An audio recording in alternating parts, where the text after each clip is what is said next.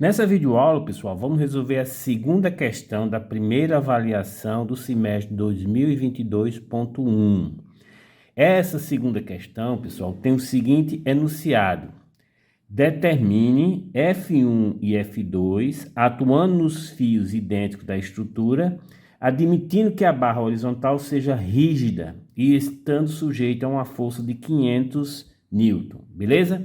Então, pessoal, para eu poder resolver essa questão, ele teve que dizer que essa barra é rígida, ou seja, ela não se deforma.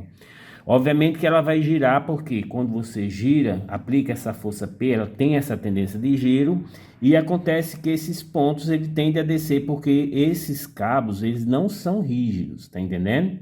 Beleza? E também eu vou admitir que esses cabos, tanto que está sujeito a uma força F1 como que está sujeito a uma força F2, eles são que idênticos, ou seja, ele tem a mesma área da seção transversal, tem o mesmo material, ou seja, o modo de elasticidade, e tem o mesmo tamanho. Beleza, pessoal? Então, vamos lá. Daqui dá para você perceber que essa estrutura, ela não é uma estrutura isostática, ela é hiperestática. Por quê, pessoal? Porque eu tenho três incógnitas. Eu tenho essa força aqui, ó, que eu vou chamar de F2, que é que está atuando no fio 2, né, ó.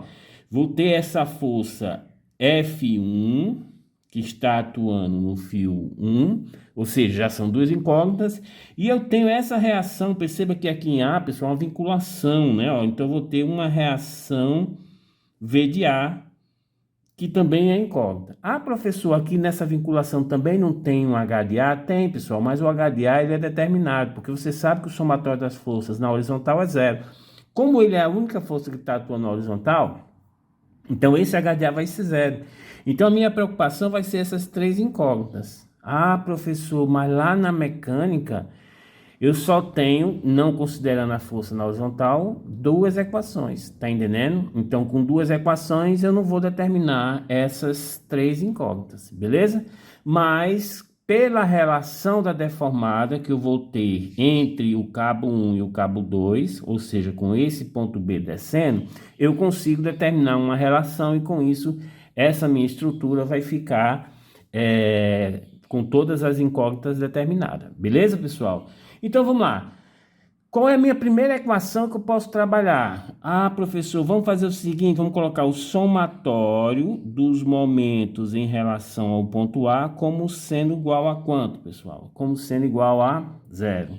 E vou considerar tudo que tende a girar no sentido anti-horário como sendo positivo. Então perceba que quando eu faço um momento em relação ao ponto A, esse V de A, ele não provoca momento. Só vai provocar momento quem? O F1, o F2 e a força P, que não é incógnita, está atuando. Beleza? Então, pessoal, eu acho uma relação entre o F1, o F2 e o P. Beleza? Então, vamos lá, ó. F1 em relação a provoca um momento positivo ou negativo? Eu sou positivo, porque quando você aplica essa força F1, ele tende a girar no sentido anti-horário, que é o que a gente está admitindo como sendo positivo. Então vai ser o quê? F1, que é a força, vezes o braço de alavanca, que é quanto, pessoal? Que é L. Beleza. Esse F2 atuando, ele provoca um momento positivo ou negativo em relação ao ponto A? Da mesma forma, professor. Quando você aplica essa força F1, a tendência de giro em relação ao ponto A é no sentido anti-horário, então é positivo. Então, mais F2 vezes o braço de alavanca. Nota que o braço de alavanca agora vai ser o quê, pessoal? 2L. 2L. Esse aqui é o braço de alavanca da força F2. E agora, quando o P é aplicado, pessoal, a tendência de giro ponto A no sentido horário ou anti-horário? Ah, professor, agora é horário, então vai ser o quê? Negativo, então menos P vezes o braço de alavanca, que vai ser 3L, já que o braço de alavanca do P, que está atuando aqui em B em relação a vai ser 3L. Beleza? Então, isso aqui vai ser igual a zero. Então, com isso, pessoal, vocês acham a primeira relação, que diz o seguinte, ó, perceba que o L é comum, eu posso cortar. Então, vai dizer que o F1 mais 2F2 vai ser igual a quem, pessoal? Vai ser igual a 3P. Percebam que eu não achei nenhuma incógnita, mas eu achei uma relação que relaciona F1, F2 e P. Beleza? Ok. Então vamos para a nossa segunda relação, que é exatamente a deformação provocada por essa barra rígida. Ou seja, pessoal, como essa barra rígida, ele falou que é rígida, e quando você aplica essa força P, essa barra, ela tende a ter essa deformação aqui, ó, tá vendo? Ela tende a ter essa deformação devido à carga P. E percebam que quando ela provoca essa deformação, ela vai ter uma deformação aqui do ponto B, vai ter uma deformação aqui em relação à força F2, que eu vou colocar aqui, ó, delta 2, e vai ter uma deformação aqui em relação à força F1, que eu vou chamar de delta 1.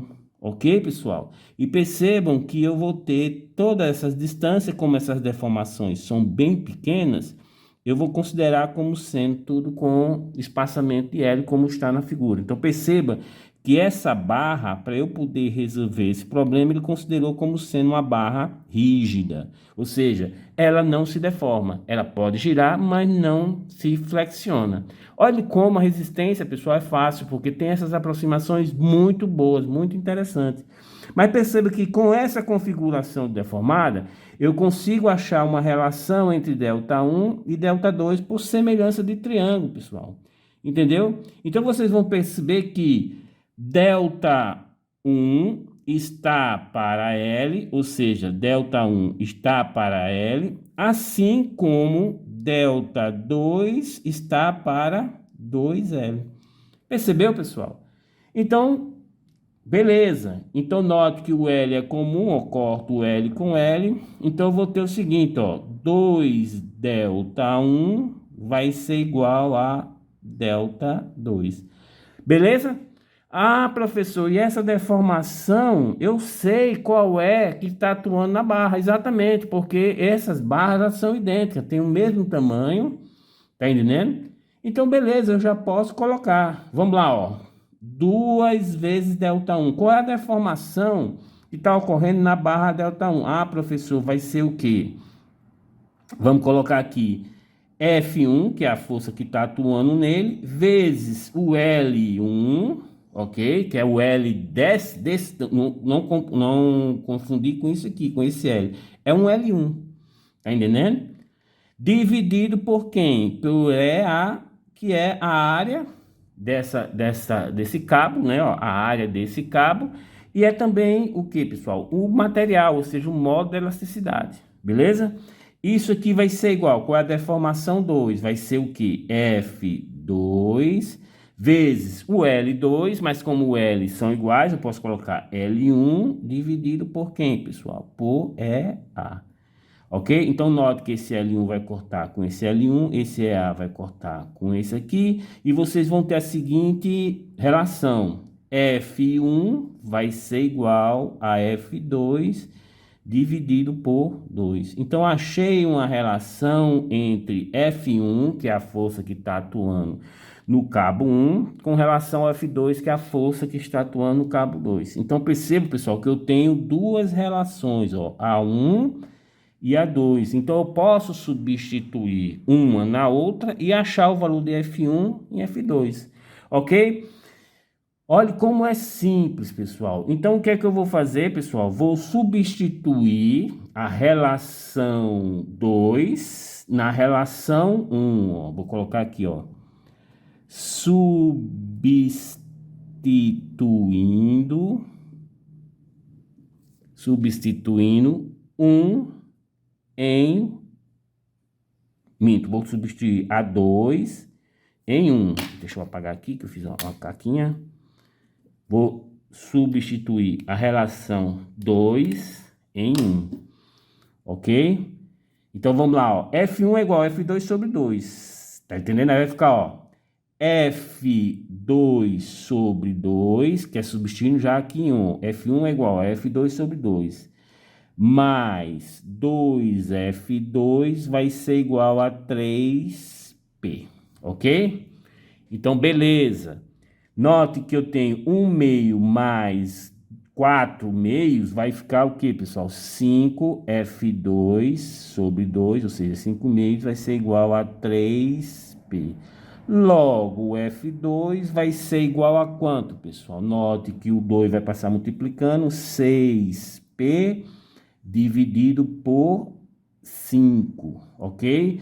Como ele falou que o P é 500, essa relação aqui, pessoal, vai ser igual a quanto? Ó, 6 vezes 500 dividido por 3, ok? Então, quando vocês colocam na calculadora, vocês vão achar F2 igual a 600 newton, beleza? Ok, pessoal? Pronto, agora para eu achar o F1 é só substituir ou em um aqui, ó, o F2, ou substituir aqui, ó. Aqui tá mais fácil, né, ó? Para determinar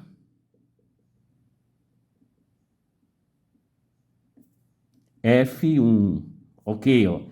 F1 vai ser igual ao F2 dividido por 2, ou seja, vai ser igual a 600 newton dividido por 2, que vai ser igual a 300 newton. Então, note, pessoal, que eu determinei tanto a força no cabo 1, que é 300 newton, como também no cabo 2, que é 600 newton. Então, pessoal, isso aqui é um exemplo, um exercício bem simples, né, que não tem nenhuma dificuldade em vocês resolverem ele, beleza? Então, vamos para a próxima questão.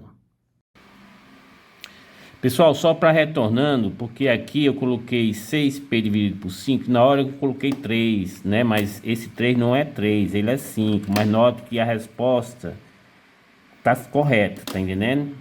Então aqui é 5. Só para dar essa consertada e desculpa aqui que a idade já avançada, beleza, pessoal? Então vamos para a próxima questão.